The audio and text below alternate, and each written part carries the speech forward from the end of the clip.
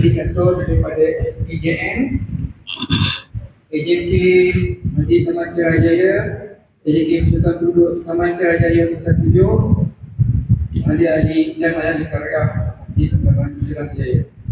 Selamat datang ke khusus pengurusan jenazah anjuran Biro Badan Kematian dan Muslimat NCJ serta Biro Wanita serta Taman Tirajaya.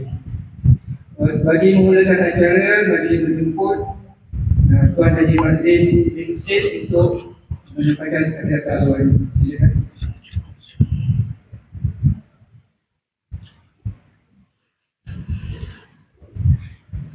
Assalamualaikum warahmatullahi wabarakatuh.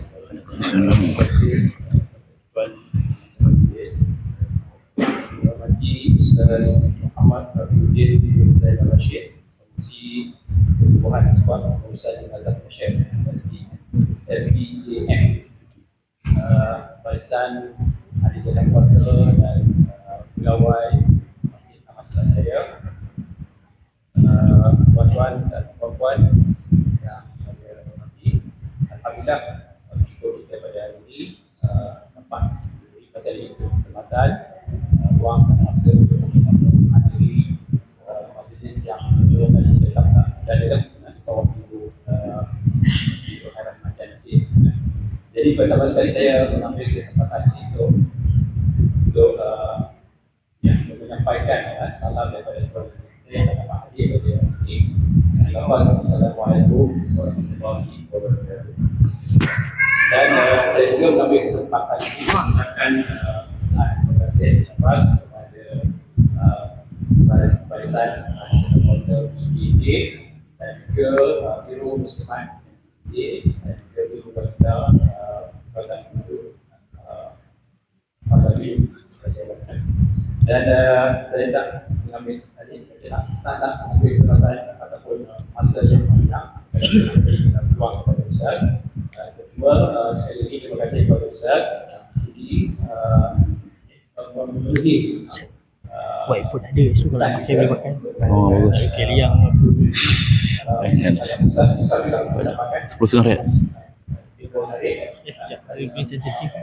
Duduk makan dah?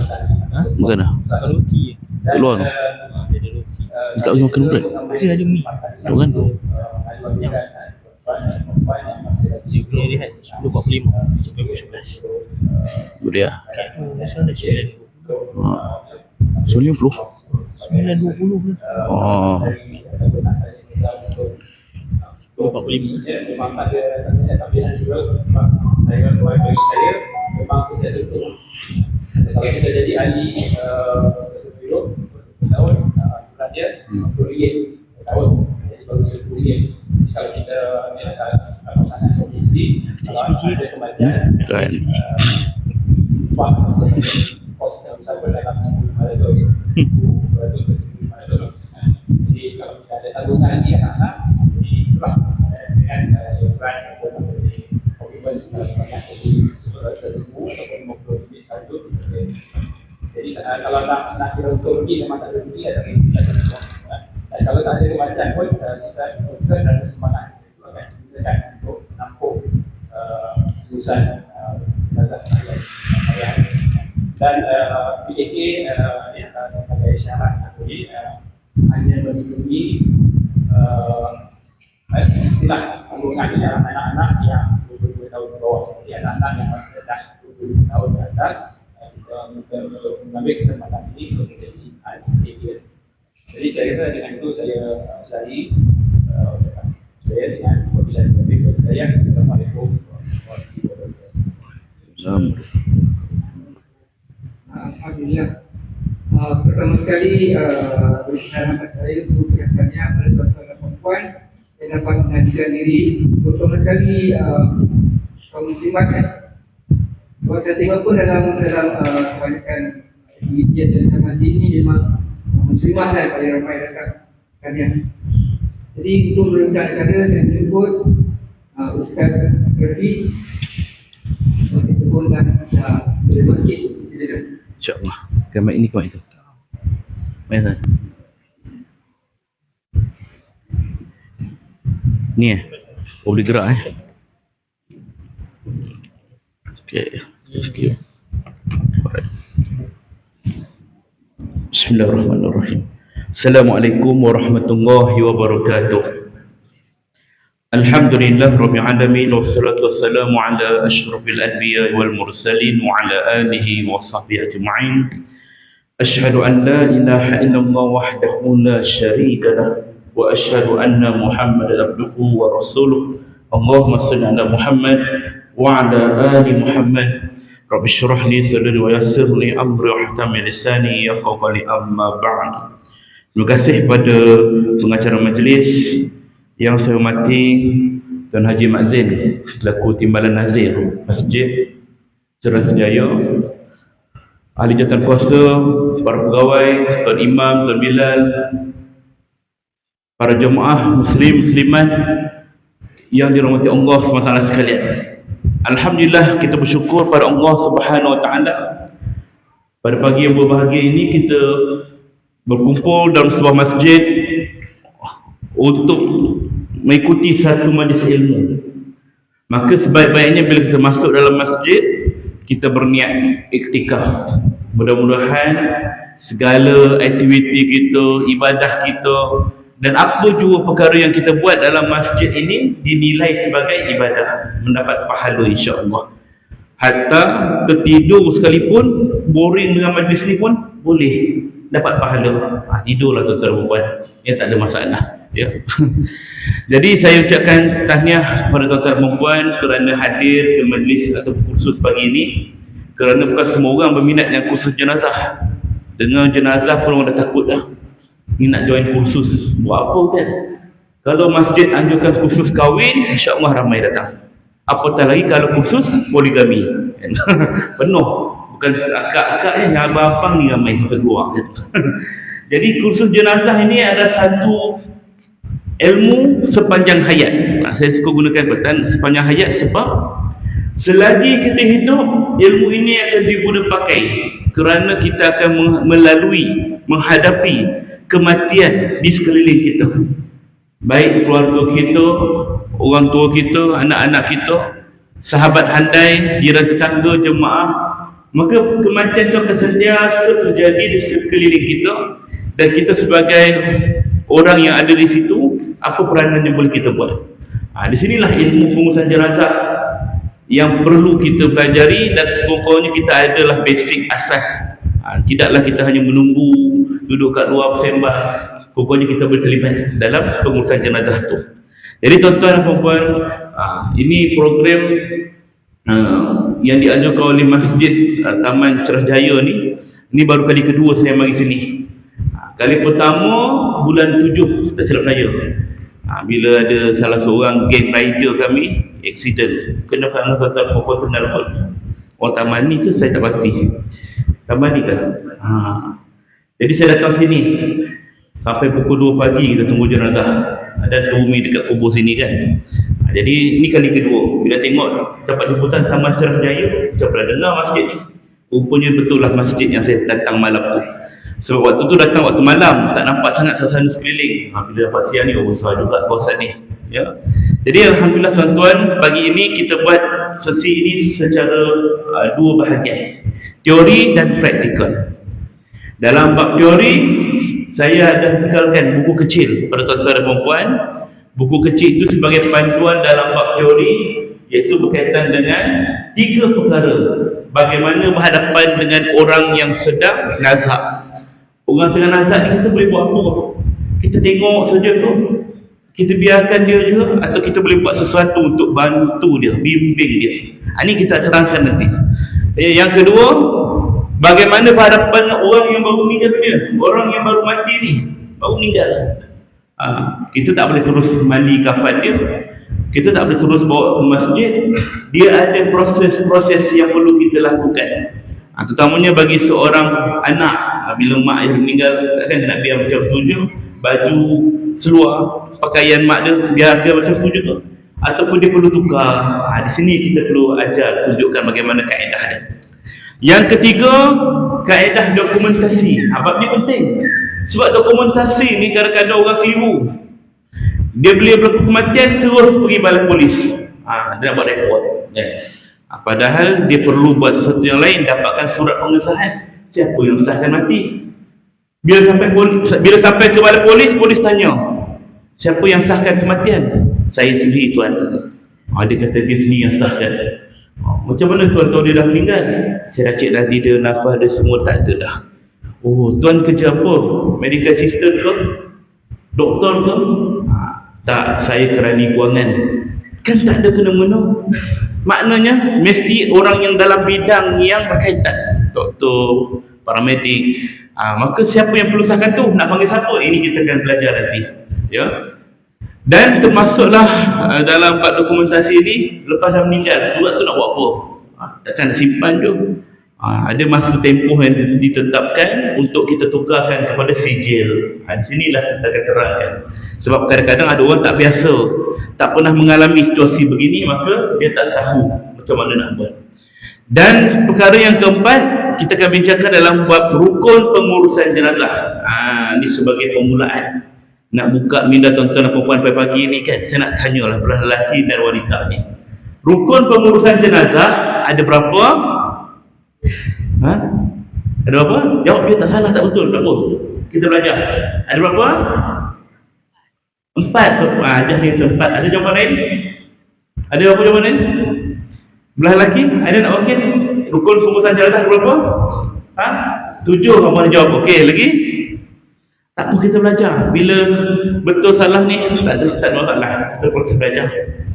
Baik, kita tanya sebab kita rukun pengurusan jenazah, kata abang ni tadi 7. Yang pertama Islam. Wah, itu lain. Betul lah tu, tapi itu rukun Islam maksudnya. Baik, okey. Yang kedua, ada lagi orang? Saksi, wali. Itu rukun nikah. Okey, ada yang 4 tadi? Mandi, kapal, bersemayam dan bersuara. Kebui, Masya Allah. Betul kata ajar ni. Jadi kita belajar ini, rukun pengurusan jenazah ada 4. Saja saya buat 5, nak kelirukan pihak musuh. 4, mandi, kafan, solat dan ke bumi. Kalau 7 tu rukun solat jenazah. Rukun solat jenazah. Kalau 5, rukun negara. Baik, 4 perkara ni rukun jenazah itu saja yang wajib. Jangan kita fikir tentang hal lain. Kita fikir bab mandi, kafan, solat ke bumi. Lain daripada 4 benda ni tak wajib. Mungkin dalam hal sunat ataupun mungkin adat kita je. Sebab saya nak terangkan kepada tuan-tuan dan puan bahawa pengurusan jenazah ni mudah je. Tak complicated pun. Tak susah pun. Jadi buku rujukan kecil tu sebagai panduan je. Kalau tuan-tuan dan puan nak lebih lagi, nak maklumat lebih lanjut, nak bergambar, ada gambar sikit-sikit, ada penerangan tentang bagaimana cara nak mandi, macam mana tentang hukum solat jenazah, macam mana tentang talqin semua, yang itu kena belilah. Yang tu percuma. Ini dia buku dia, contohlah. Ya. Pengurusan jenazah mudah sahaja. Di sini lengkap dengan kaedah dokumentasi pengurusan jenazah rebut dan berisiko tinggi. HIV, AIDS, COVID, orang terbakar, macam mana nak uruskan jenazah dia. Di sini ada dalam buku ni. Dia termasuk panduan solat jenazah, talqin dan sebagainya. Ini semua ada dalam ni. Kalau beli kat Shopee 35 harga dia. Tapi untuk peserta khusus 40 insya-Allah. Boleh tak? 40 ni bukan satu tuan-tuan. Dua buku, satu buku 20 lah. 2 buku 40. Satu buku ni berapa lagi? Kalau tuan-tuan perempuan suka sangat bertanya pada orang yang urus jenazah, saya banyak kali dapat soalan, Ustaz, ada tak cerita pelik-pelik? Kan? Kau mahu betul dengar cerita pelik-pelik. Cerita apa? Lidah terjerit ke, perut busung ke, mata terbeliak ke, susah nak ke bumi ke, mayat terberair ke. Ini cerita-cerita ni semua dulu kat Mastika dah ada dah. Tak puas lagi buat baca buku tu kan. Kalau nak tengok yang jenis filem tu, Tanah Kubur tu dah ada dah. Lagi nak tanya lagi kan. Jadi saya tak bukukan cerita macam tu. Saya bukan cerita yang mana ada iktibar dan ibrah kita. Cerita yang bagus-bagus, yang baik-baik. Mudah-mudahan ada pengajaran yang kita boleh ambil. Kisah masyarakat. Dalam ni saya sediakan, ya. Jadi kalau tuan-tuan yang berminat untuk ni boleh dapatkan di luar bersama dengan urus pihak kami, ya. Baik. Dalam bab kursus ini juga kita akan buat praktikal. Praktikal ini adalah merangkumi 4 rukun yang kita akan belajar nanti. Mandi, kafan, lagi solat dan ke bumi. Dalam bab mandi nanti, praktikal mandi, ikut pengalaman saya dah mengajar kursus 11 tahun untuk kursus ni. Semalam pun pihak masjid UK Perdana, kami kursus di sana, mereka request untuk kita mandikan jenazah ataupun mandikan model tu nanti betul-betul. Saya kata bukan saya tak boleh, boleh. Tapi masalahnya kalau kita mandikan model tu betul-betul, dia akan jadi 2 musibah. Memang akan berlaku 2 musibah ni. Tak boleh nak elak. Saya dah melalui dah benda ni. Baik peringkat sekolah menengah, sekolah rendah, tadika saya buat khusus, sehingga peringkat jabatan-jabatan kerajaan, tentera udara, tentera darat, polis, banyak dah. Dia kata, Ustaz, kami nak mandikan. Bila buat 2 benda ni mesti berlaku. Pertama apa? Pertama, tuan-tuan dan puan-puan banyak main air. Itu je. Itu yang paling besar. Pasal apa banyak main air? Pasal yang jadi model nanti kawan-kawan kita. Itu pasal lah dia akan kenakan kawan dia. Saya belum habis arahan lagi, dia dah curah muka kawan dia. Dia peletek kaki kawan dia, cuci pinggang, cuci kiri, ambil kain basah tepuk kat muka kawan dia. Itu biasa kan. Pasal inilah time dia nak ajarkan kawan dia kan. Jadi kita kesian member tu geriting-geriting tu kan. Musibah kedua apa dia? Yang jadi model nanti balik demam panas. Itu biasa kan. Bukan sebab badi mayat, tapi sebab kesejukan yang melampau. Sebab apa sejuk melampau? Time kita curah air itulah, tuan-tuan ada banyak soal jawab. Ustaz tu air apa? Berapa galen air ni? Air ni air apa? Ni apa cendaga? Kewarus? Lagi banyak soal, lagi lama kawan tu kena mandi. Jadi kita tak nak buat kezaliman pada model. Jadi kita hanya buat simulasi. Simulasi tu apa? Hanya menggerakkan ke kanan, ke kiri, cara kita nak buang najis tanpa gunakan air. Bayangkanlah ada air yang mengalir. Itu pun dah cukup dah. Maknanya bila simulasi tak perlu keluar, di sini pun boleh. Satu lagi, bila kita nak bawa jemaah pergi ke bilik pengurusan jenazah, kalau kita setakat 5-6 orang tak apa. Ni kalau dah 50-60 orang, macam mana nak masuk dalam bilik tu? Sempit kan. Jadi objektif kita tak sampai. Di situlah perlunya kita jelaskan. Di sini cukup. Yang kedua, dalam bab praktikal kafan. Praktikal kafan nanti tuan-tuan dan puan akan dibagikanlah lelaki dan wanita ikut pada fasilitator kita dah siap dah. Cuma saya akan terangkan 4 kaedah dalam bab kafan. Iaitulah yang pertama, kaedah basic biasa. Macam mana kita nak buat jenazah biasa ni? Maksud biasa tu ialah kaedah yang paling simple, potong kain.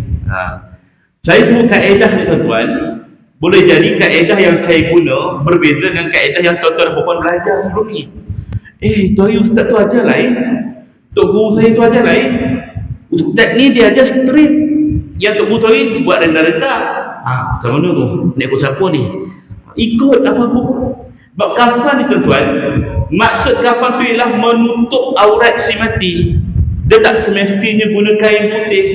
Kalau tuan-tuan rajin nak pakaikan baju pada mayat pun boleh. Ni jubah saya ni, saya nak pakaikan badan mayat, boleh. Cuma susahlah nak angkat tangan dia, nak masukkan. Kain kapan warna apa pun ataupun apa saja bentuk pun tak ada masalah. Yang penting tutup aurat.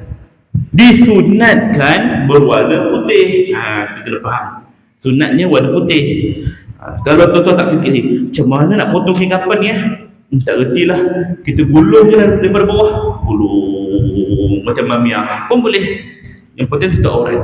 Jadi nak faham kepada tuan-tuan, urus kafan ni kaedah berbeza-beza. Mungkin saya cara lain, tuan-tuan belajar cara lain. Jadi tengok je nanti. Yang kedua, kita akan guna kaedah macam mana kalau badan dia besar. Badan besar je, saiz bidang 60 kain, badan dia bidang 90. Macam mana nak buat ni? Kan tak cukup ni, nak lebarkan kain tu ke, nak manjangkan ke? Nanti saya akan terangkan. Yang ketiga, bagaimana pula kalau jenazah itu jenazah yang kritikal, uzur, ada pendarahan, aksiden, penyakit berjangkit, HIV, AIDS dan sebagainya. Apa kaedah cara nak bentang kapan tu?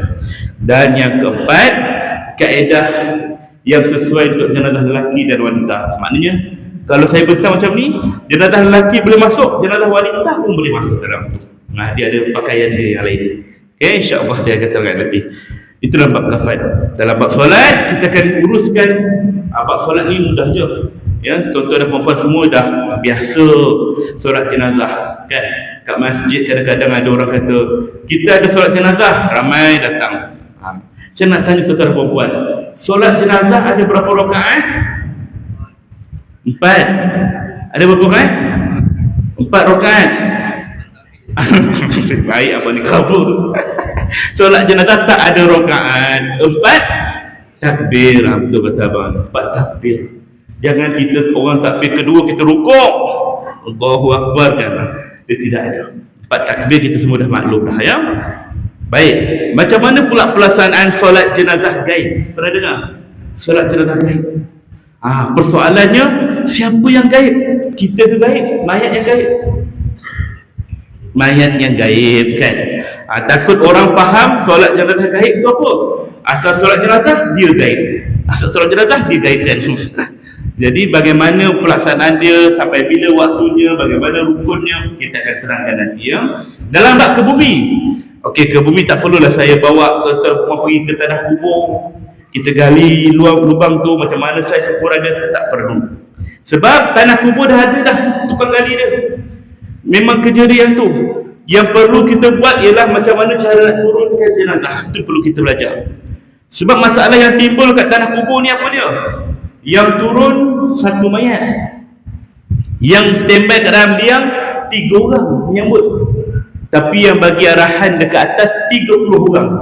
Semua nak bercakap time tu kan. Kita nampaklah macam mana serabutnya. Tu kepala tu pusing kan, tali tu buka, tu sengit kan, mana ada tanah-tanah. Semua nak bercakap serabut tuan-tuan.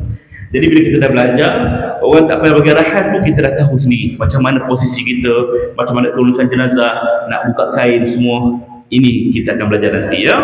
Dalam bab teori dan praktikal ni, tuan-tuan dan puan belajar secara santai je, tak ada apa-apa masalah. Kalau tuan-tuan dan puan rasa macam tak tahan, nak pergi tandas ke, nak basuh muka ke, terus keluar saja ya. Tak perlu angkat tangan. Please teacher, may I go out? Get out ya kan. Kalau ada soalan, terus angkat tangan, tak apa. Kalau agak-agak cik-cik segan, tulis atas kertas, lipat, bagi dekat saya. Jangan buat kapal terbang ya. Okey, baik insya-Allah. Okey, kita akan buat teori dan praktikal kita bermula dengan tajuk bagaimana berhadapan dengan orang yang sedang nazak. Persoalan pertama. Orang tengah nazak, macam mana keadaan dia? Dada bergolak macam tu. Buma bingat, berombak. Ada jawapan lain? Orang tengah nazak macam mana keadaan dia? Orang tengah nazak macam mana keadaan dia? Macam mana berdasarkan kematian kita? Macam mana keadaan dia? Agak macam mana? Orang tengah nazak tenang. Okey, betul dah. Lagi sesak nafas. Okey, tetap tenang, sesak nafas, ada berombak. Itu adalah perkara-perkara yang akan berlaku pada orang yang sedang nazak. Namun jawapan yang paling tepat, orang yang tengah nazak dalam keadaan terbaring. Belum pernah lagi orang nazak berdiri. Betul tak? Kau kenapa ni? Tengah nazak? Tidak, itu semput. Bila dia tengah baring, apa perlu kita buat untuk bantu dia? Kita tengok dia dalam keadaan ada turun naik kan. Ada orang diberi tanda-tanda begitu. Ada orang tak beri tanda-tanda langsung. Dia kata nak tidur kejap. Lepas tu kita pergi, patah balik, dah meninggal. Jadi ini adalah rezeki masing-masing. Ya. Macam baru lepas ni, saya naik 5 November 1 November baru ni, hari Rabu, saya punya tok guru saya baru meninggal dunia. Dia meninggal di Pasir Gudang ya. Saya 20 tahun dengan dia. Tapi yang sedihnya, yang sayangnya, saya ketika itu tak ada di sisinya. Saya berada di Aceh, baru balik. Dan memang hati tu nak ambil tiket time tu juga balik. Tapi kerana waktu tu saya terikat dengan undang-undang peraturan diving, kita menyelam. Ambil diving ni, bila kita dah diving, kita tak dibenarkan naik flight dalam tempoh 24 jam. tak boleh sebab dia ada pressure dia, ya. Maka tak boleh buat apa balik. Jadi saya tengok video je lah. Bila saya balik ke Malaysia 3 hari bulan tu, saya pergi ke kuburnya Pasir Gudang, tanya anak dia macam mana dia meninggal. Dia kata kami pun tak perasan waktu bila dia meninggal. Dia baring, lepas tu dia dah lama dah baring. Dia kata nak rehat dia apa. Kemudian anak dia pergi naik atas, turun bawah tengok dah tak ada. Mudahnya cara meninggal dia kan. Jadi orang begini yang tengah terbaring, kalau ada tanda-tanda dia, dah ada gombak, sakit tenat, mata ke atas, apa perlu kita buat? Pertama, Nabi SAW sebut lakinu mautakum la ilaha illallah. Ajarkan kalimah la ilaha illallah pada orang yang tengah nazak. Orang tengah nazak ni kita bimbing dia, la ilaha illallah, bimbing dia. Tak perlu laju, tak perlu perlahan, tak perlu mendayu-dayu. Jangan kita pergi kat dekat dia, ikut saya, la ilaha illallah. Dia tak boleh ikut tu. Silat-silat berlempang gitu, cepat sikit. Dia tak boleh ikut. Jangan mendayu sangat. Dan jangan terlalu laju. Berzikir falam annahu la ilaha illallah pun tak boleh. Macam tahlil kan. Jangan macam makcik dodoi pula. La ilaha illallah. Makcik dodoi tu kan. Yang tengok TikTok tu tahu lah tu kan. Jangan jadi macam tu. Dia la ilaha illallah, bisik tak ada.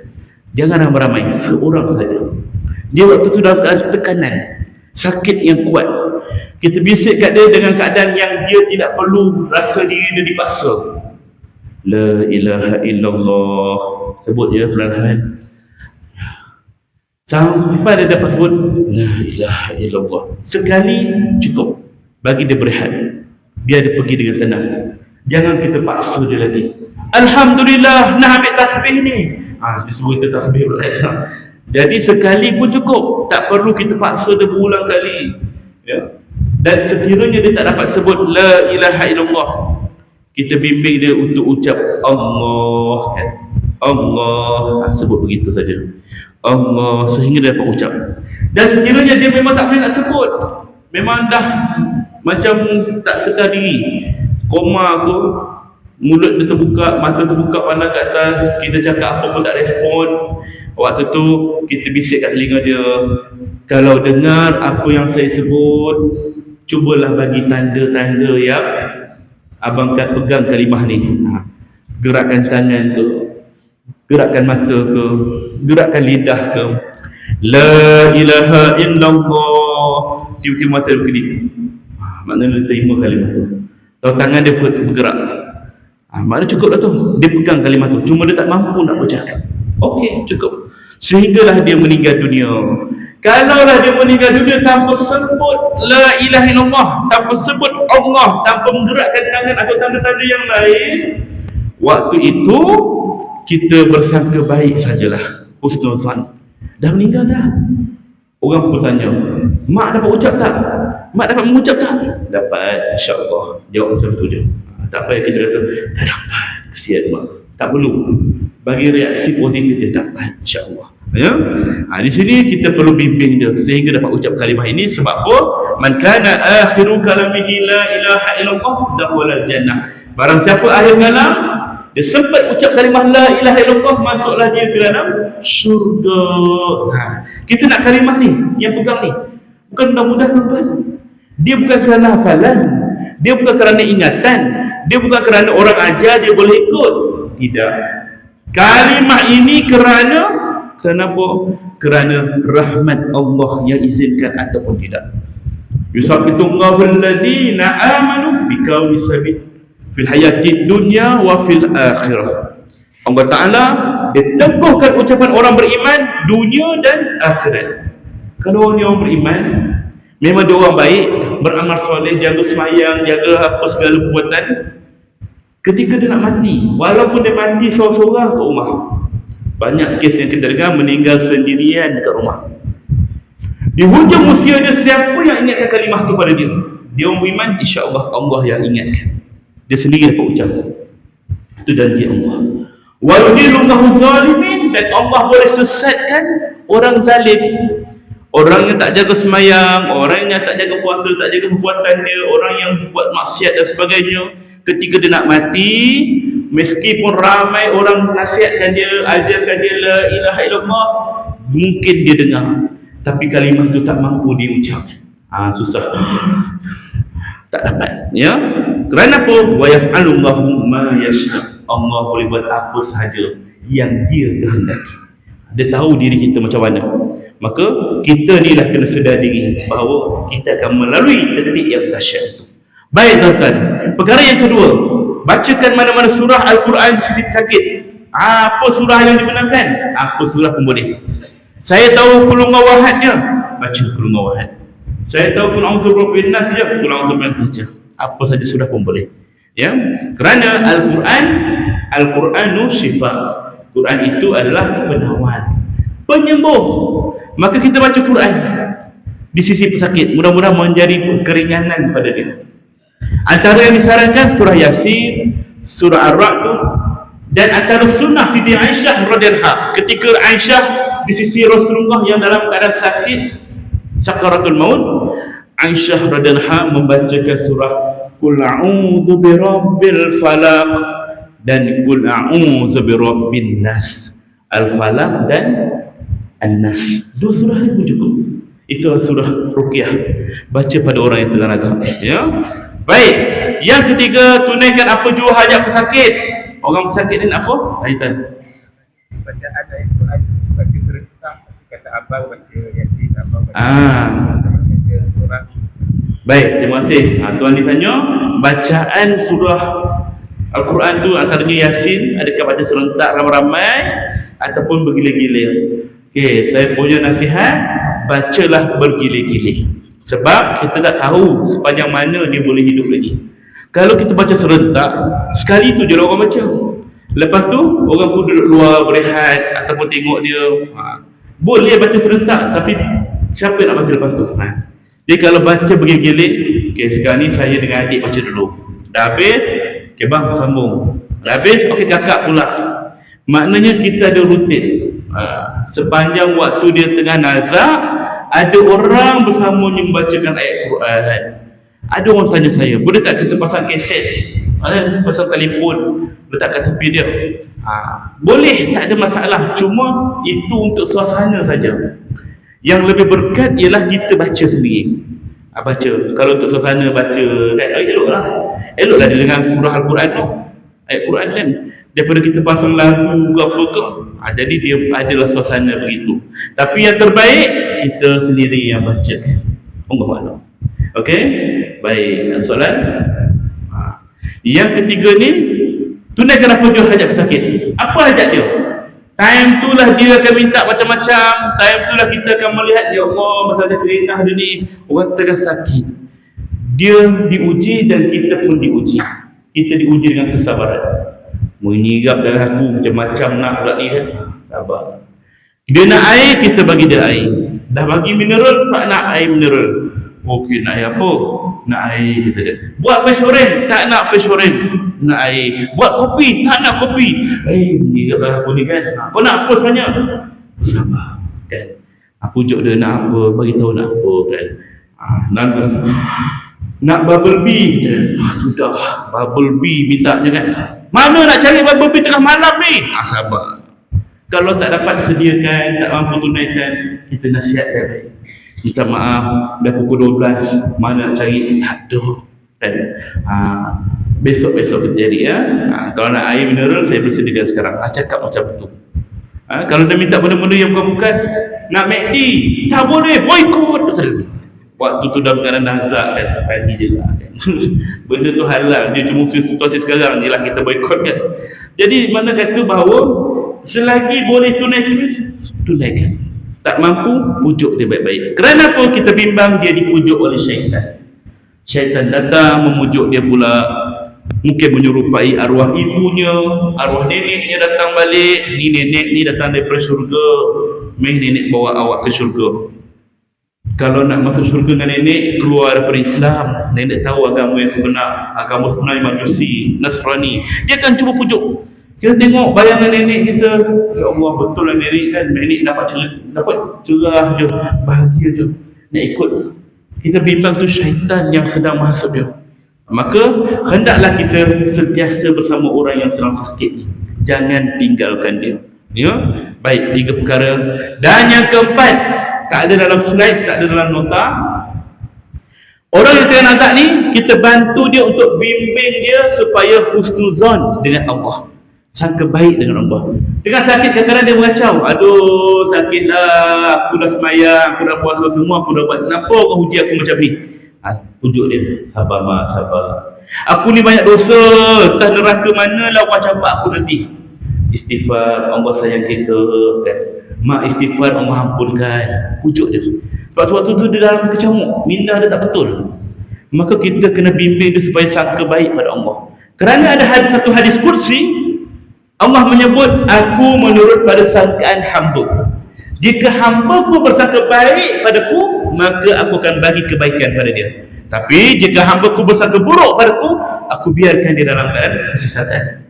Biar. Bimbing dia supaya sangka baik pada Allah. Kita kena, walaupun kita diuji macam-macam musibah, kesulitan, kesempitan, kesakitan, kita sangka baik. Ya Allah, aku tahu kau sedang menguji aku, ada sesuatu yang kau nak tunggu, nak bagi pada aku. Macam umat Palestin sekarang yang teruk diuji di badai.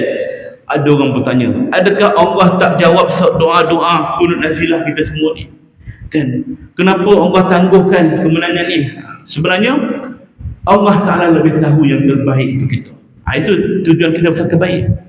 Di akhirat nanti tuan-tuan, ketika manusia di padang mahsyar, dalam hiruk pikuk pada mahsyar kepanasan, waktu tu manusia dalam keadaan sakit, berit kan. Ada manusia yang berkata, ya Rab, aku tak sanggup menahan ujian ini, aku rela diri aku hidup balik. Kemudian badan aku ni dicincang-cincang, dipotong-potong pun tak kisah, lagi sanggup dicincang-cincang, dipotong-potong, dan aku bersabar dengannya. Kenapa? Kerana mereka melihat pahala orang yang bersabar dekat akhirat nanti diberikan ganjaran yang besar. Selamat dekat padang mahsyar. Waktu tu orang bersabar itu dia melihat, ya Allah, baiknya orang bersabar ni, macam-macam nikmat dia dapat. Kita sekarang ni diuji kerana Allah nak bagi yang terbaik. Tu kita kena bimbing dia supaya sangka baik pada Allah. Ya, baik tuan-tuan. Alright, selesai satu bab. Topik yang kedua, bagaimana berhadapan dengan orang yang baru meninggal dunia. Baru meninggal, apa kita nak ucap? Orang baru meninggal, kita nak ucap apa? Alhamdulillah. Alhamdulillah meninggal engkau. Kita sebut inna lillah wa inna ilaihi raji'un wa basyiru sabirin, beri kabar gembira pada orang yang bersabar, alladzina idza asabathum musibah, bila mereka ditimpakan ujian dan musibah, mereka berkata qalu inna lillah wa inna ilaihi raji'un, sesungguhnya kami ini milik Allah, pada Allah kami kembali. Ini kalimah istirja, musibah. Bukan hanya pada kematian, malah pada orang yang sakit, pada orang yang sedih, orang yang kecewa, orang yang hilang putus asa, maka inilah kalimah dia, inna lillahi wa inna ilaihi raji'un. Ya, bukan hanya pada orang Islam, bahkan orang kafir sekalipun bila mati kita ucap inna lillahi wa inna ilaihi raji'un. Ini berbeza dengan budaya Melayu. Kita bila ada kematian orang bukan Islam, kita akan sebut apa? RIP, kata dia. Apa tu RIP? RIP, rest in peace, kata dia. Rest in peace, kata dia. Tulis komen, rest in peace. Apa dia rest in peace tu? Bersemadi kau dengan tenang, dengan aman. Sedangkan keyakinan kita, orang kafir kalau mati, adakah dia aman, tenang? Tidak. Selagi tak ada kunci iman, maka dia tidak akan tenang, tidak akan aman. Maka rest in peace tidak boleh kita sebut, sebab itu satu doa, dan kita tak boleh doakan pada orang kafir yang dah mati. Ini perintah Allah, sebagaimana teguran Allah kepada Rasulullah SAW. Ketika Abu Talib, bapa saudara Nabi, bapa saudara Nabi siapa? Abu Talib, yang mana jaga Nabi daripada kecil. Abu Talib ketika nazak sakaratul maut, Waktu tu Rasulullah datang pada dia, pujuk nak masuk Islam, sebab dia belum Islam lagi. Wahai pakcik, sebutlah la ilaha illallah. Kalau pakcik sebut kalimah ini, saya jamin tempat pakcik dalam syurga. Dipujuk, dirayu, Abu Jahal pun datang. Dia kata, Abu Talib, jangan kau ikut cakap Muhammad, dia tak betul, kau kena kekal dengan agama kita. Dipujuk, dirayu, akhirnya Abu Talib kata, ya Muhammad, aku kekal dengan agama nenek moyang kita. Maka wafatlah Abu Talib dalam keadaan kufur. Lalu Rasulullah sedih, tak dapat selamatkan pakciknya, imannya. Dan akhirnya dia berdoa di sisi pakciknya, wahai pakcik, aku berjanji akan mendoakan keampunan Allah untuk pakcik. Lalu datanglah teguran Allah dalam surah At-Taubah ayat 113. Tidak boleh mana-mana Nabi ataupun orang beriman mendoakan kepada orang musyrik, sekalipun orang musyrik itu kaum keluarganya sendiri. Sesudah nyata orang musyrik itu tempatnya di neraka, maka Allah larang doakan pada orang musyrik yang dah mati.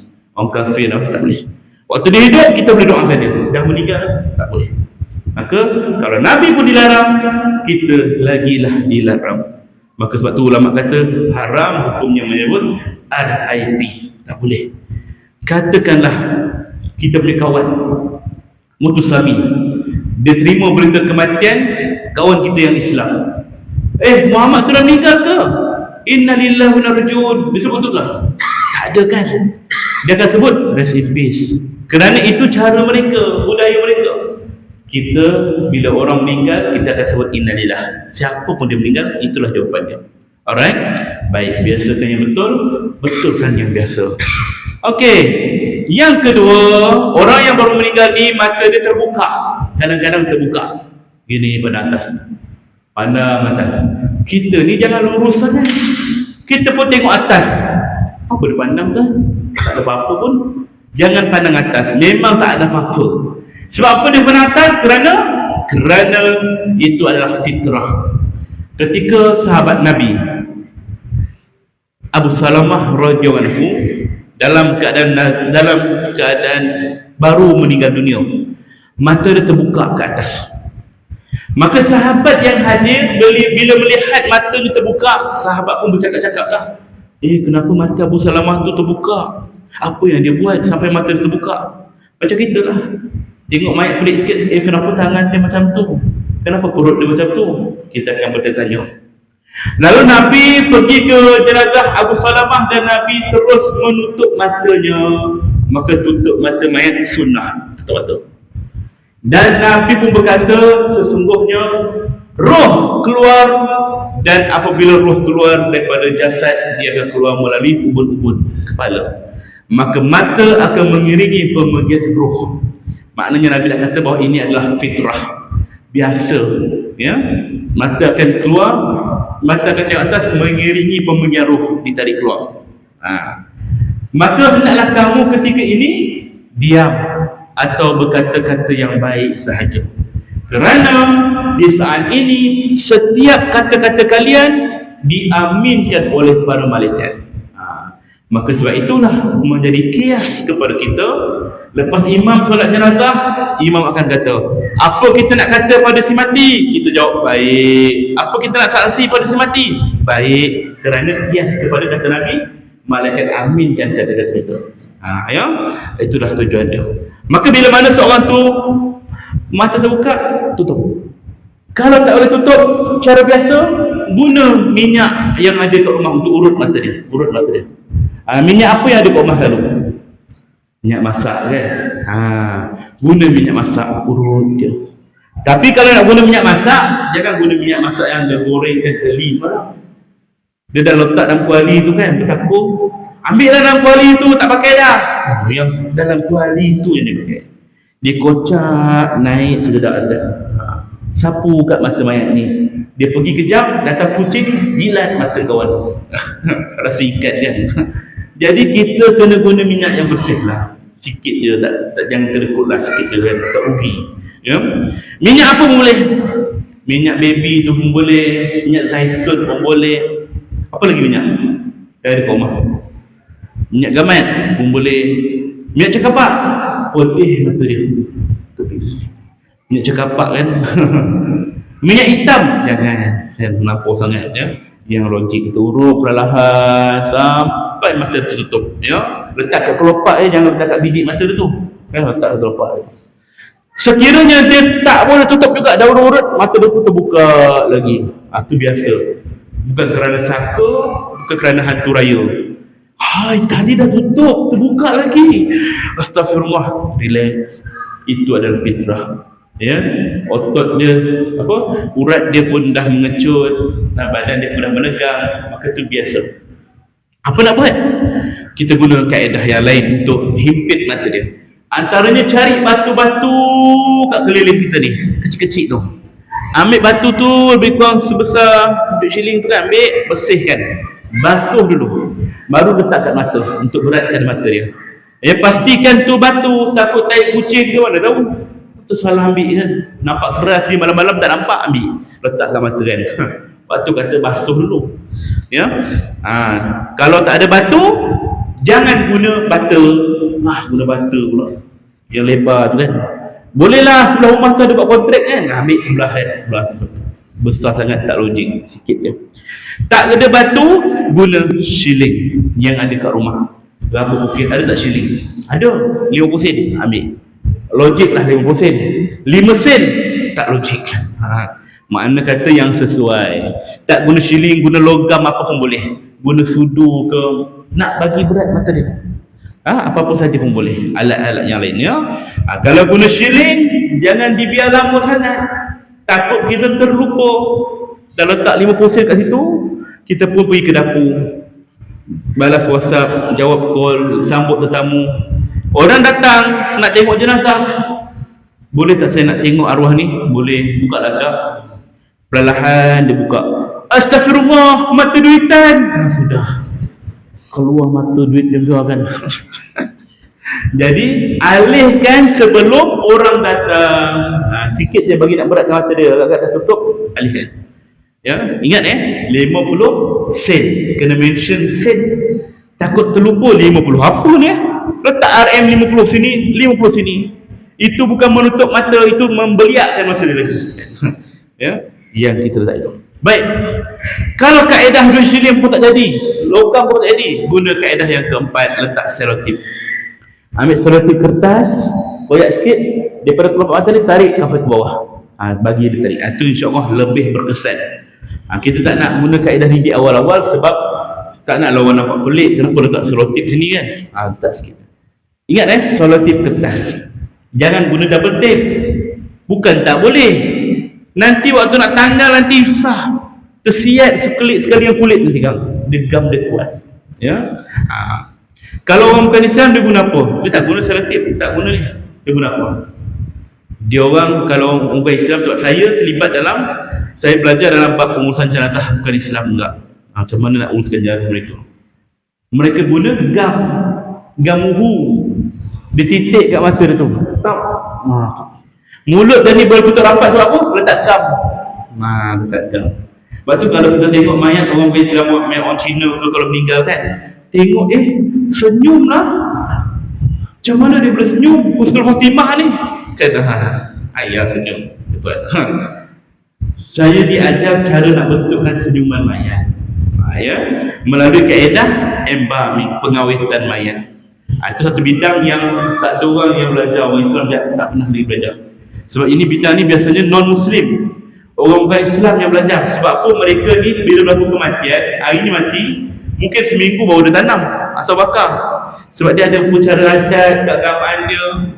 Kita hari ni meninggal, petang dah ke bumi. Mereka simpan. Jadi nak menyimpan lama tu, mayat mereput.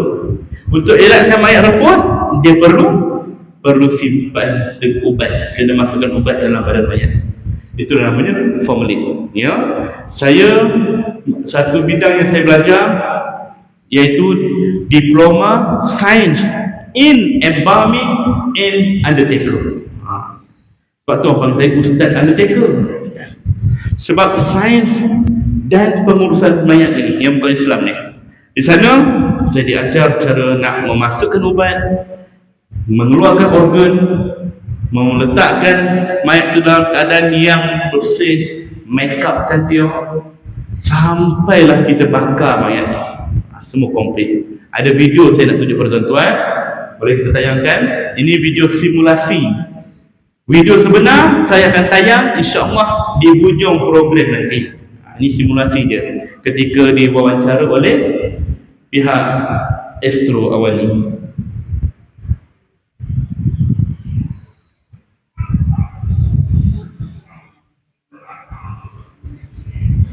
Tak dengar? Speaker tak ada? Dia ni. Sekejap Nah, mana speaker?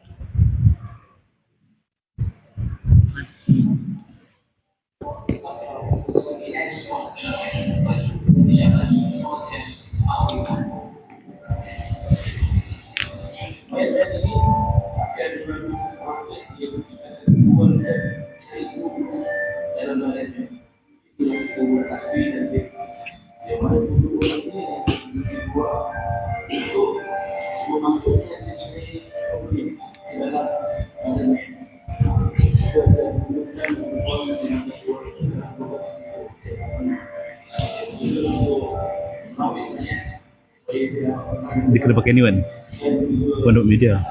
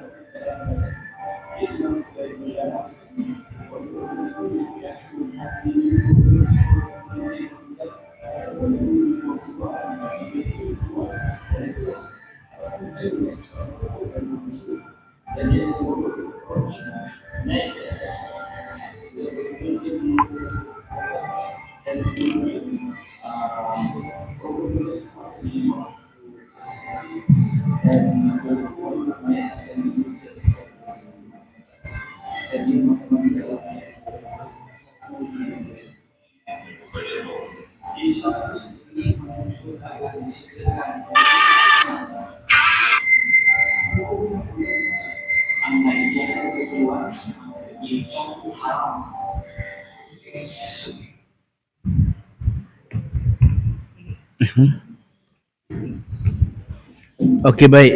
Itulah proses dia. Itulah kita masukkan secair formalin dan juga dalam badan mayat dan kita keluarkan organ. Ini antara alatan dia. Ya. Nampak senjata undertaker. Ni di hujungnya tajam, tuan-tuan. Kelilingnya lubang dan belakangnya ni ada satu lubang untuk masukkan tiub. Masuk on balik ya. Boleh. Okey, kemudian setelah kita masukkan ubat dalam badan mayat iaitu formalin dalam 12 liter, kita akan buang darah. Dalam badan mayat dewasa ada 5 hingga 6 liter darah isi padu darah kita. Jadi semuanya itu akan ditendang keluar. Tendang keluar maknanya melalui ubat tadi. Ubat tadi dia akan menendang keluar organ-organ tadi. Jadi bila dia tendang, ya. Ubat tadi masuk dalam badan. Yes. Ubat tu masuk ikut arteri, darah keluar ikut vein, dan kemudian kita akan rodok perut mayat, buda besi ni, troka nama dia. Masuk untuk hancurkan segala organ dalam badan. Hati, limpa, usus, perut, bunyi kencing, semuanya disedut keluar. Sedut. Guna mesin lah. Bukan sedut gini. Tak ada. Bila sejuk kan. Inilah tajam tadi. Dia akan sedut ikut lubang ni. So organ ni dia akan hancur. Memang ada lagi yang tertinggal, tapi dia akan jadi solid dengan ubat formalin tadi. Ya, maka dia akan masuk dan kemudian barulah dijahit dan dia akan terus mandi kafan macam biasa. Itu orang Islam yang diuruskan jenazah luar negara nak bawa balik ke dalam Malaysia. Ini adalah undang-undang antarabangsa.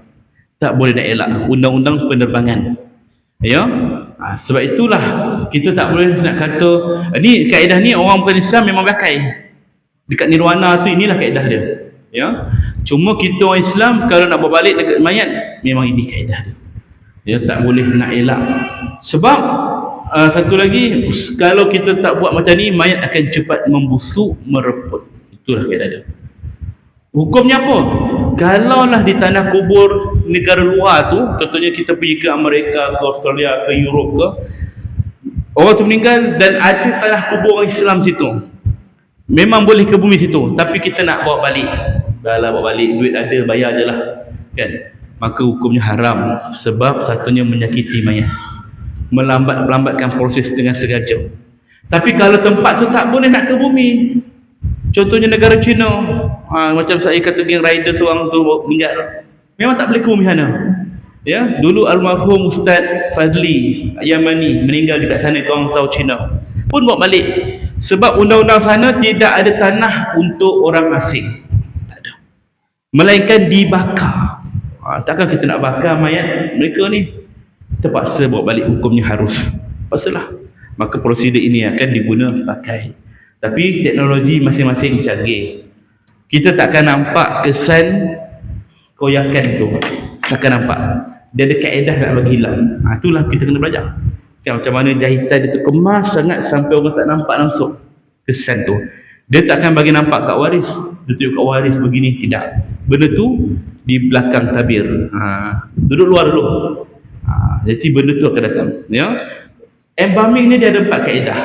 Pertama, namanya ialah surface embalming, iaitu kaedah kita ambil cecair itu curah kat mayat, kat mata dia, kat telinga dia, ruang-ruang terbuka ni. Kaedah ni diguna pakai juga pada ikan-ikan yang baru naik dekat laut. Nelayan-nelayan dia akan simbah formalin. Lepas tu kita nampak ikan segar, kerana kaedah itu diguna pakai. Betul, kita nak makan ikan basuh betul-betul, buang formalin. Yang kedua namanya ialah hypodermic embalming, injection, cucuk ubat. 5 liter formalin dimasukkan ke seluruh badan dengan cara cucuk. Dia cucuk tang sini, cucuk tang sini, cucuk tang sini, cucuk tang sini, tang sini, tang sini, tang sini, semua habis. Cerita apa tu? Cucuk kan. Seluruh badan cucuk, clear, 5 liter. Yang ketiga namanya arterial embalming, iaitulah kaedah yang tadi, melalui usus, melalui urat arteri kita masukkan ubat. Itulah arterial embalming. Dan yang keempat, cavity embalming, melalui vein kita buang darah, dan melalui troka tadi kita hancurkan organ, buang. Itu namanya cavity embalming. 4 kaedah ini diguna pakai sebenarnya. Cuma di Malaysia, kalau orang Islam yang meninggal di Malaysia yang bukan negara kita, contohnya Indonesia, Bangladesh, Pakistan, kan ramai mereka kat sini. Bila mereka mati, kebanyakannya keluarga mereka nak bawa balik. Di sini alhamdulillah undang-undang kita tidak terlalu ketat sebagaimana negara luar. Kita hanya guna 2 kaedah saja. Apa dia? Surface embalming dan hypodermic embalming, cucuk. Terus ubat. Kita tak buang darah, kita tak hancurkan organ dia, kita hantar balik. Sebab apa? Kita tahu sampai sana mereka terus ke bumi. Tapi undang-undang negara luar, termasuk negara jiran kita, Singapura, Indonesia, Thailand, walaupun nak langkah border saja, ini kaedah diguna pakai. Wajib. Ya. Cuma yang saya dengar kawan saya kat Singapura kata mereka tak guna kaedah ni, mereka guna cucuk untuk yang jalan darat, nak merintas daripada Singapura ke Malaysia, ini kaedah injection itu guna. Itulah embalming, pengawitan mayat, tuan-tuan ya. Kita tak pernah dengar benda ni, tak pernah dengar dan tak pernah jumpa, sebab bukan kita punya urusan. Tapi bila berlaku pada kematian keluarga kita, baru kita nampak ini yang akan berlaku. Ya, itulah nasihat saya, di mana meninggal, situlah kita kebumikan mayat kalau ada pilihan. Kalau tak ada pilihan, terpaksalah, terserahlah pada Allah ya. Baik. Jadi balik pada tadi, kita kalau mayat bukan Islam kita guna gam. Cara nak bagi dia senyum apa dia? Lepas guna gam, ubat tadi dah masuk, dia akan mengeras mayat tu. Sampai kat muka, saya diajar bentukkan senyuman mayat. Buat macam ni 5 minit. Lepas 5 minit, kita senyum mayat tu. Oh, macam ni rupanya. Patutlah Cina tu tersenyum. Ingatkan husnul khatimah. Itu kaedah dia, tuan-tuan ya. Baik. Yang ketiga, sumbat kapas ke dalam lubang hidung dan telinga mayat. Kapas tu ambil, tutup hidung, tutup telinga. Sumbat dengan kadar yang sesuai, sekadar yang boleh. Kenapa saya mention kat dalam tu? Sebab orang kita bukan sekadar yang boleh, selagi boleh. Tu masalah dia. Kapas tu selagi boleh, dia masuk, boleh lagi ni, boleh lagi ni, boleh lagi ni, kembang hidung mayat tu. Bila kita nak mandi mayat, bawa keluar kapas tu, la ilaha illallah daripada tekak ni. Segumpal ke pasangan. Jangan seksa mayat, sikit saja. Tujuan dia apa? Untuk elakkan binatang masuk. Kucing, anjing masuk binatang, serangga, ulat, lalat, semut, maka kita blok. Dan untuk mengelakkan liquid atau cecair dalam badan ni keluar boleh, kita kena blok dia. Ya, kalau nampak kotor sikit dah lembab-lembab ada darah ke apa, tukar. Baik. Yang keempat, keluarkan gigi palsu dan tutup mulut mayat. Kalau gigi palsu ada yang keluar masuk tu, keluarkan cepat sebab takut tersumbat. Bila dia baring, takut dia tergelincir. Maka ketika dia nazak tu, kita dah keluarkan awal. Takut dia susah nak bernafas, susah nak mengucap, ya, keluarkan. Kecuali gigi palsu yang dah tanam dekat gusi tu. Kan dah operate kat doktor, dia tanam gigi palsu tu. Tak kisahlah gigi emas ke, gigi putih juga. Kalau dah tanam, susah kita nak buka, jangan pandai-pandai nak cabut. Minta pelayar minta. Gigi emas ni mahal, 916 boleh jual. Cabutkan gigi tu, rupanya gigi betul tu salah. Kan dah masalah. Biarkan sahaja seandainya kita tak boleh nak cabut, jangan paksa. Termasuk yang pakai besi kat depan tu. Apa tu? Braces. Pakai braces tu jangan pandai-pandai kita nak cabut. Kalau tak kerti, minta screwdriver, cukur dah darah mulut mayat tu kan. Tak boleh, biarkan, jangan paksa. Apa sahaja pada anggota badan mayat yang tak boleh dihilangkan, tak boleh dicabut keluar, biar. Kalau dia pakai rambut, warna hijau, warna merah, warna kuning macam traffic light kan, kita puaslah sental dengan shampoo, tak hilang-hilang, biarkan saja. Jangan pandai-pandai guna mesin. Botakkan lah, kan senang, botak dia, bukan orang tahu pun kan.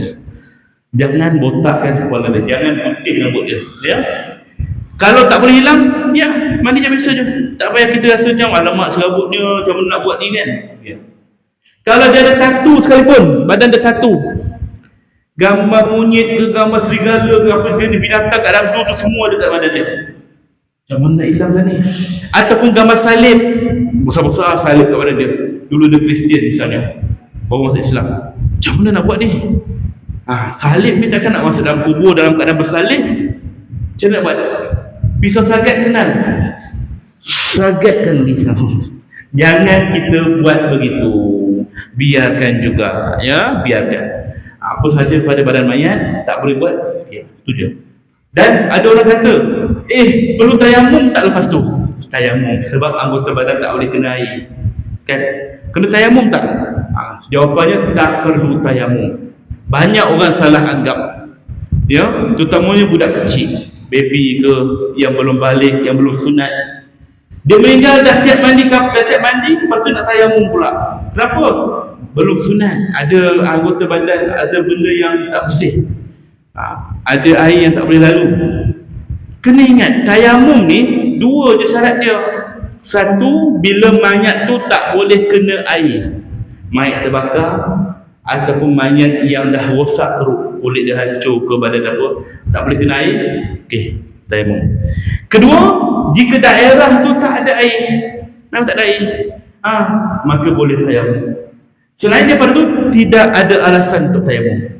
Dah siap mandi dah lah, tak payah tayamum lagi. Sebab apa? Rambut dia ada colour, tidak perlu tayamum, ya, mandi tanpa jasa. Syarat mandi ni tuan-tuan, ratakan air saja di tempat yang boleh sampai. Tempat yang tak boleh sampai, kita nak buat macam mana? Kadang-kadang orang tu badan besar sangat dah. Poho dia ni 18 lipat. Poho berlipat-lipat. Kita ni punyalah kata nak sampaikan air tu sampai ke 18 lipat kita selak. Ada lagi ni, selak lagi ni, ya Allah dalam ni. Sampai ke dasar tu kita sampai. Si mati tu bawa hidup tak pernah sampai ke dasar tu. Kita dah sampai dah kan.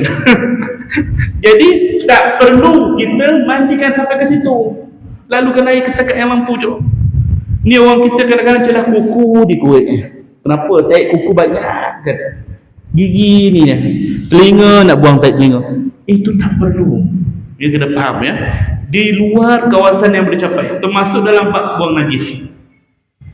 Buang najis tak apalah kita seluk. Kita boleh masukkan tangan kita bersihkan najis tu. Ya. Nak tekan perut boleh. Ni sebelah kiri ni je. Kiri kita ni lah dangki najis. Kita urut perlahan ke bawah. Orang kita bukan setakat urut, dicanai kan. Kenia. Ada lagi tak? Ada. Lipat kan. Dia ingat perut tu doh kan. Dia buat macam ni. Jangan kita seksa mayat tu kan. Itulah. Ya. Kita nak keluarkan baki-baki najis dekat hujung punggung dia tu. Bukannya nak keluarkan isi perut dia. Dia macam isi perut dia, ditekan dia buat dia. Ni tegakkan perut. Tegakkan sikit dia boleh. Sikit je bahagian tekuk ni naik. Untuk bagi tekanan. Bukan dudukkan dia. Kalau dudukkan dia ni, nasib tak dilipatkan lagi. Ini tuan-tuan kena ingat Ada kadang tu ada lagi dahsyat. Kan dia masukkan paip tu ke bahagian dubur mayat tu. Keluar. Kan senang. Memanglah senang. Cuba buat kat kau. Sakit tak? Macam mana orang hidup bila dibuat begitu sakit, orang mati pun sakit. Ya. Air masuk ke dalam hidung mayat. Sup, keluar sini. Sup, masuk sini. Ada orang buat macam tu. Jangan menyakiti mayat. Kita orang hidup kalau buat macam tu sakit tak? Sakit. Dia pun sakit. Habis macam mana nak buangkan ni? Lalu kat tepi. Kita korek guna tangan. Ya, kena faham bersihkan mayat tu simple je. Nabi mandikan jenazah, Nabi kata 3 gayung, 5 gayung ataupun lebih sikit daripada tu. Sikit, 1 gayung, ratakan air. Pusing mayat, 1 gayung, ratakan air. Pusing ada 1 gayung, ratakan air. Siap. Kenapa nak terperinci-terperinci sangat? Asalkan dia tak ada najis yang besar, cukup. Simple je mandi mayat ni, tak perlu susah. Dia sabun ke apa tu, itu adalah benda sunat. Nak pakai-pakai, tak pakai pun tak apa. Ya, simple je. Baik. Ambil kain sebesar kapas, sebesar bukan saiz tudung bawal tu. Kain tu kita gulung kain tu, letak bawah mulut dia ni, ikat naik atas. Macam dalam gambar tu. Itu namanya ikatan pocong. Ikatan pocong. Dapat ke orang Melayu panggil hantu pocong. Hantu pocong. Padahal asalnya ikatan pocong. Dapat ke orang bandar panggil bandar pocong. Dapat ke orang Pahang panggil tiada pucung, Bukit Pucung, Pucung Jaya, Pucung Kenada, semua nak pucung kan. Asalnya ialah pucung, ikatan. Itu sunnah ikat ya. Baik. Yang kelima, tukar pakaian mayat dengan pakaian yang bersih dan mudah ditanggal. Baru meninggal buka baju dia, buka seluar dia. Sebab time tu tangan dia lembut. Kita boleh buat macam ni lagi tangan dia lembut. Lepas 2 jam, 3 jam tangan dia keras. Darah dah beku, urat dah tegang, keras.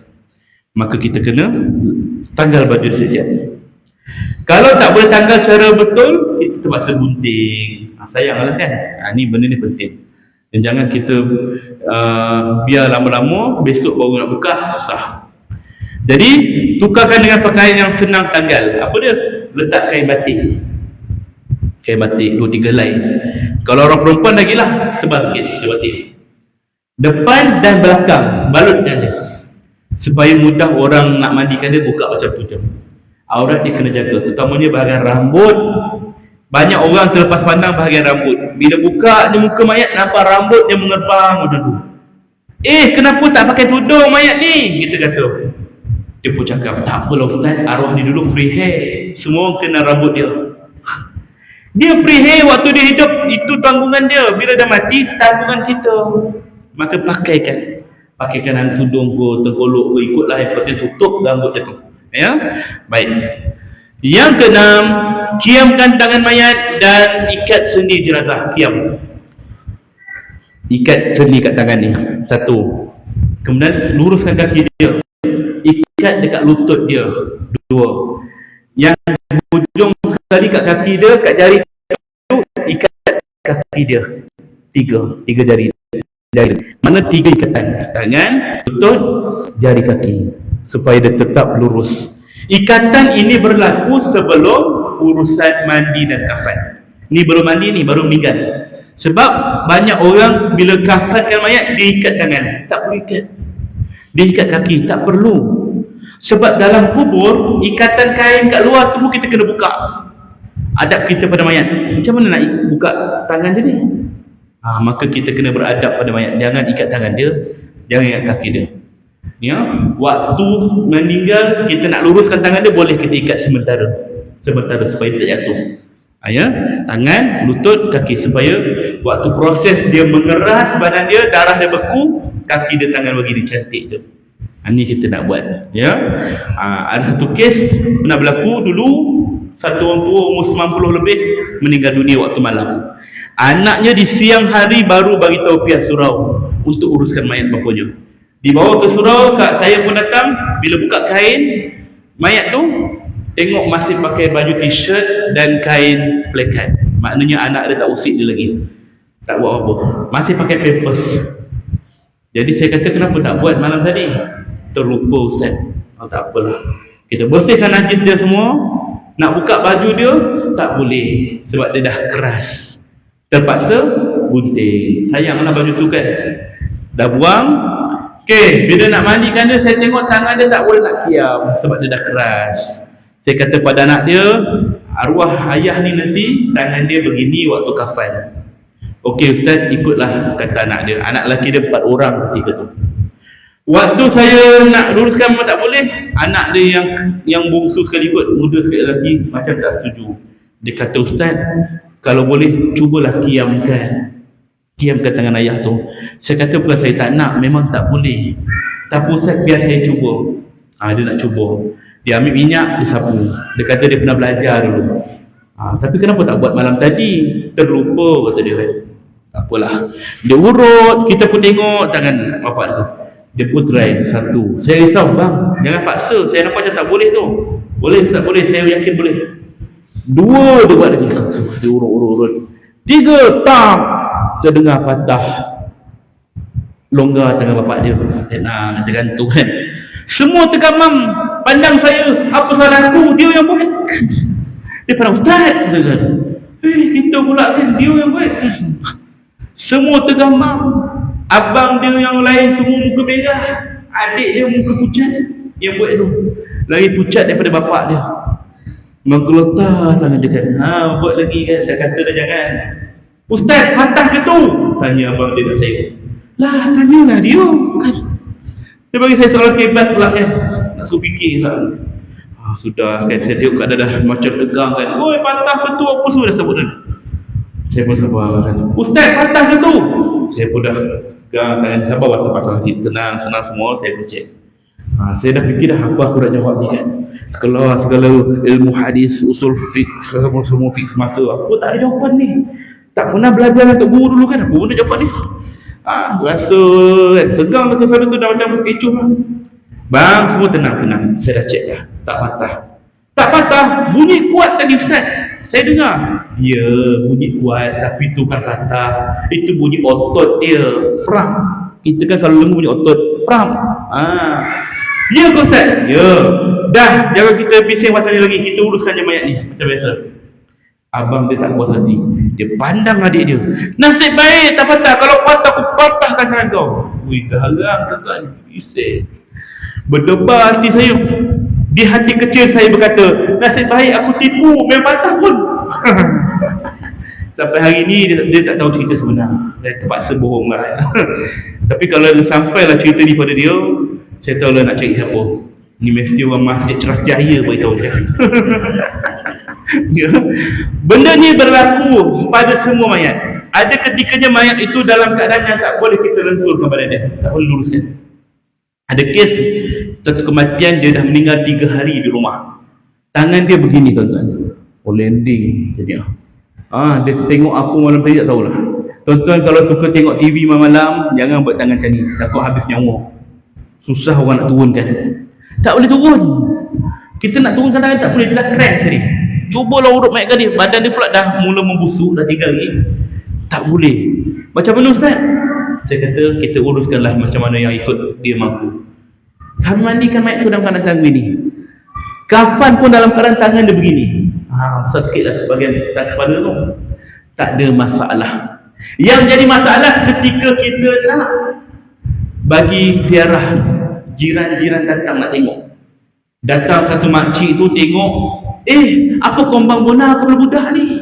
Dia tegur pula, kembang sangat kepala budak ni, bukan kepala dia macam nanian tu. Saya kata, astagfirullah, perlu jahat. Sebab tu kita kalau tengok jenazah, nak ziarah jenazah, jaga mulut, jangan tegur apa-apa. Nampak pelik-pelik kat mayat, diam je. Tak ada je tukar-tukar mandi mayat ni saja nak buat. Okey, kali ni kita mandikan mayat ni, kita lipatkan kaki macam ni. Tak ada tuan-tuan. Tangan dia kita buat macam ni. Tak ada. Dia mesti ada sebab. Di Terengganu, tim kami ada SPJM ni di seluruh Malaysia. Tim kami di Terengganu hantar laporan kat saya. Satu kes Ustaz, kami dah buntu, tak tahu nak buat macam mana. Dia hantar gambar.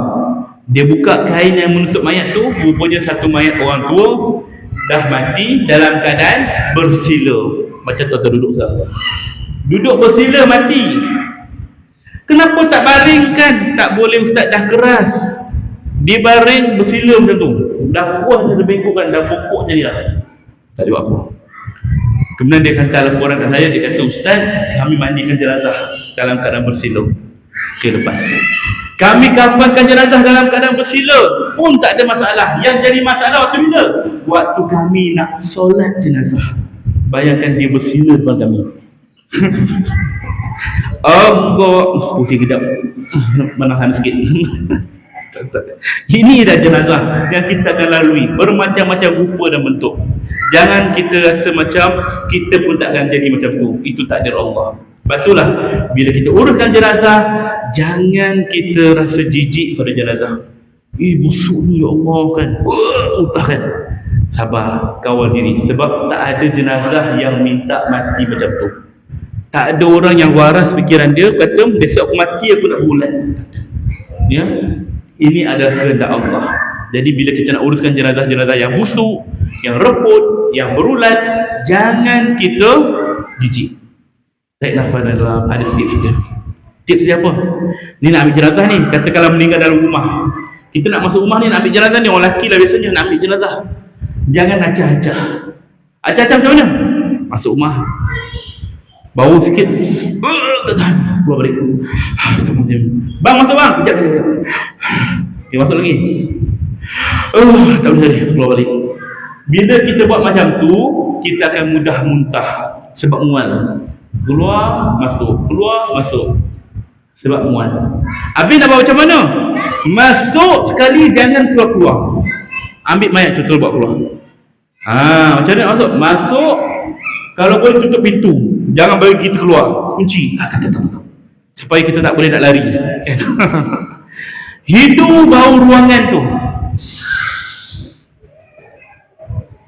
Gertar. Mata dah terbiak dah kan. Meraih mata. Telan air sikit. InsyaAllah dia akan boleh kita hadap. Bau tu kita akan boleh hadap. Sikit je. Okay. Baru kita angkat jenazah tu. Ya. Ingat tips ni berkesan dengan cara yang betul. Jangan tuan-tuan pergi hidu mayat. Saya kata hidu bau ruangan. Jangan lurus sangat hidu mayat kan. Saya tak buat macam tu. Yang kedua, saya tak serah diri bulat-bulat. Saya masuk dalam tu, saya pakai 3 face mask. Dan letak minyak cakapak sikit. Jangan dedah diri macam tu. Saya kata sedut. Itu memang serah diri nama dia. Ya. Bau mayat minta maaf cakap lagi busuk daripada bau bangkai. Memang itulah hakikat kita. Bukan nak hina mayat, memang itulah hakikat kita. Ya. Jadi kita kena bersangka baik. Ya Allah, mudahkan urusanku ya Allah. Macam tu cara dia. Ya. Uruskan, tahan sikit je. Sebab itulah antara kaedah nak tutup bau mayat yang busuk ni, letak daun pandan banyak-banyak dalam kapal. Letak daun pandan. Itu kaedah dia. Ya. Nak pegang mayat ni, dia licin sebab kawasan tu dah berminyak. Kita pakai glove, jangan tak pakai glove sebab kalau kita pegang macam tu, seminggu tak makan nanti. Kan melekat bau dia tu. Pakai glove kalau boleh 2-3 lapis. Ambil kain, pegang guna kain supaya dia grip. Kalau kita pegang glove terus ke tangan mayat, dia licin. Zat tersiat kulit dia. Terkeluar kulit dia. Tu ya, dia lembik. Kita buat betul ni, nampak kesan jari kita kat badan mayat. Ya, badan mayat ada 3 lapis. Kita lah, semua orang ada 3 lapis kulit. Kulit pertama yang sekarang ni. Kulit pertama tersiat, ada kulit putih. Dia licin sikit.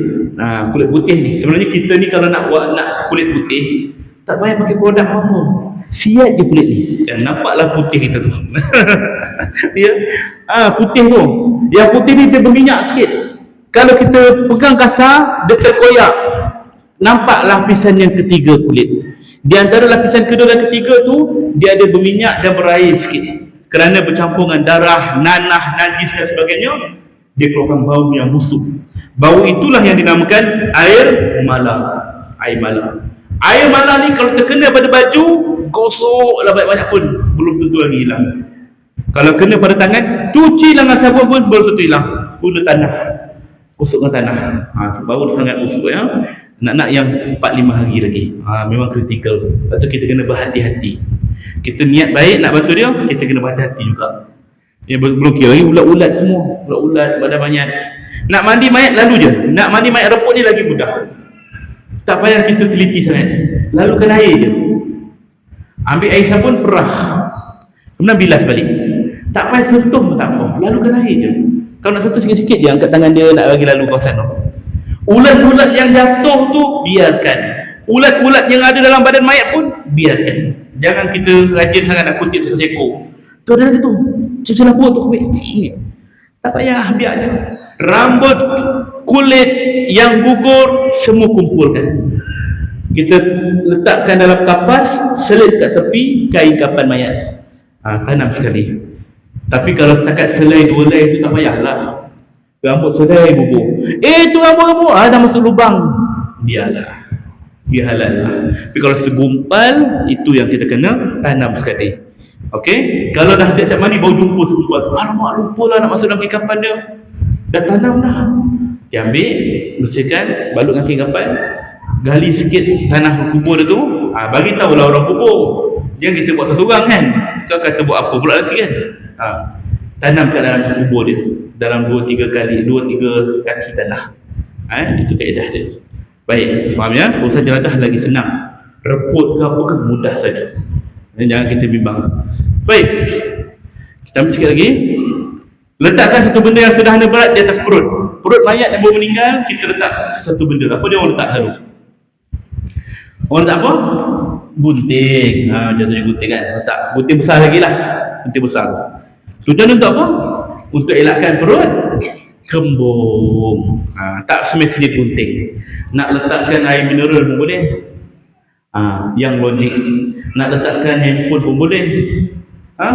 Ada mic apa, ada remote pun boleh. Tapi remote dia ringan lah. Mikrofon pun boleh. Yang logik. Jangan kita letak LCD projektor. Ni kotak kit jenazah. Ambil Al-Quran. Kadang orang ambil Al-Quran tau. Dia tak takut mayat. Jangan. Al-Quran ke buku kitab ke apa ke, jangan letak kat perut mayat. Tu bukan tempat dia. Letak kat tepi kepala pun tak boleh.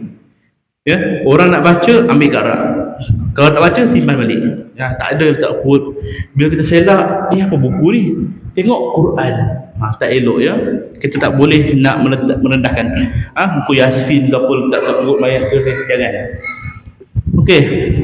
Dan yang ke-8, gunakan wangi-wangian untuk menutup bau mayat. Biasanya orang tak apa. Letak apa? Dulu orang bakar kemenyan. Bakar kemenyan kat atas mayat tu. Asap keluar. Kita kata ni mesti nak bagi makan jin arwah kan?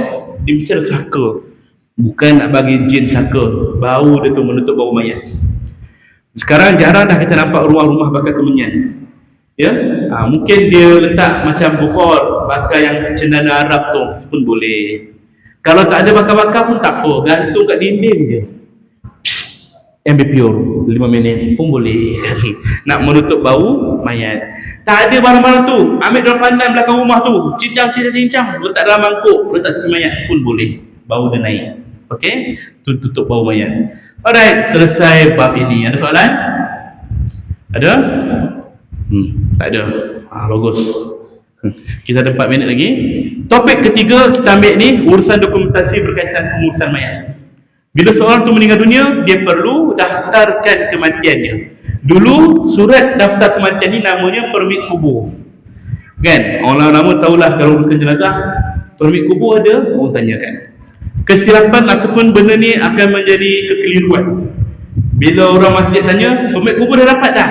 Nak angkat mayat ni, permit kubur ada? Waris pun dah keliru. Oh, okey, kami pergi ambil sekejap.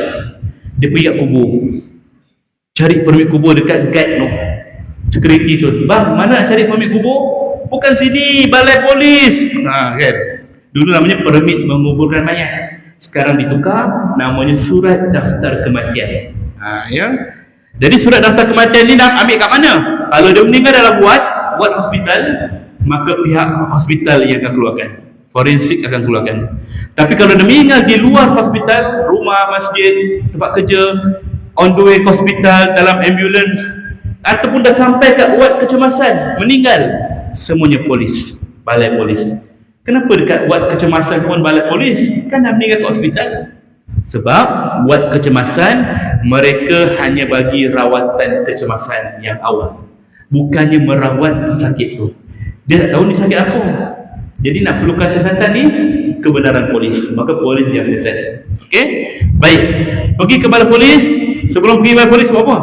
Meninggal dia orang tu, nak sahkan kematian dia, telefon 999, call. Dulu kita boleh panggil doktor swasta, sekarang tak boleh. Saya melihat beberapa kes sebelum ni, bila doktor swasta sahkan, dia nak pihak hospital juga. Ni kalau meninggal kat klinik lain.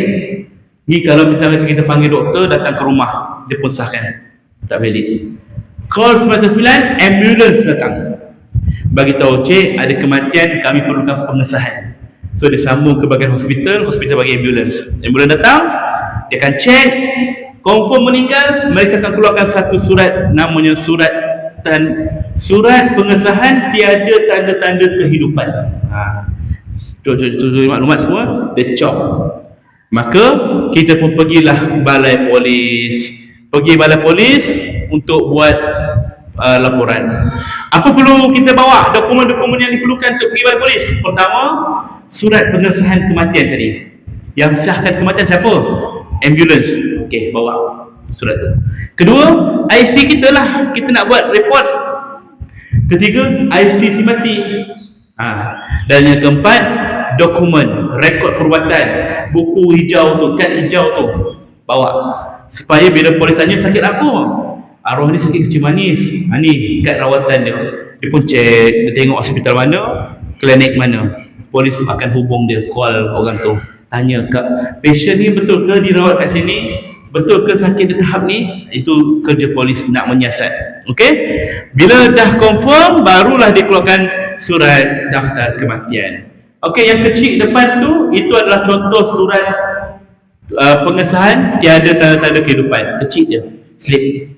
Yang belakang tu, belah kiri tuan-tuan, itu adalah yang belah kiri ni ialah contoh surat daftar kematian cetakan komputer. Makna dia type kat komputer, dia print. Itu belah kiri tu. Biasanya banyak balai polis dah guna yang jenis macam ni. Namun ada balai polis ataupun hospital, terutama yang belah kampung, mereka gunakan kaedah tulis tangan lagi. Inilah dia yang tengah tu, tulis tangan. Dan bila ada yang tulis tangan ni, dia akan bagi 3 salinan, 3 kopi. Yang belah kanan tu, okey, 3 salinan. Warna putih, salinan yang original. Salinan original ni perlu diserahkan kepada Jabatan Pendaftaran Negara, JPN. Bagi kat JPN dalam tempoh 7 hari dari hari kematian dia, untuk ditukarkan kepada sijil kematian. Baru dapat sijil. Okey.